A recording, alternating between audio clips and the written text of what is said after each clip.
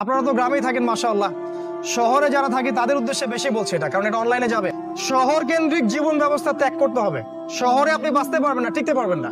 শহরগুলো ধ্বংস হয়ে যাবে। আল্লাহ পাক বলেছে ওয়াইম মিন ক্বরিয়া ইল্লা নাহনু মুহলিকুহা ক্বাবলা ইয়াউমিল কিয়ামা। কিয়ামতের আগেই প্রত্যেক নগরী আমি ধ্বংস করে দিব, আল্লাহ পাক বলেছে। শহর থাকবে না। প্রত্যন্ত জায়গায় চলে যাওয়ার চেষ্টা করেন, গ্রামের বাসা ওইদিকে প্রজেক্ট করেন। ছোট ছোট মুসলিম কলোনি করে গড়ে তুলতে হবে। এই কাজগুলো করতে পারেন। আর কিছু করতে পারেন, শারীরিক প্রস্তুতি নেন।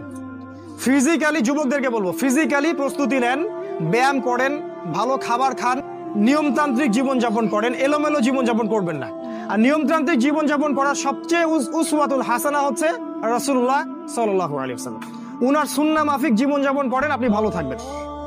কারণ সামনের দিনগুলোতে আরো ফিতনা বাড়বে এবং আমাদের এই যুব সমাজের এবং তার পরবর্তী প্রজন্মের শারীরিক অবস্থাকে নষ্ট করে দেওয়ার জন্য অগণিত খাবার বাজারে ছেড়ে দেওয়া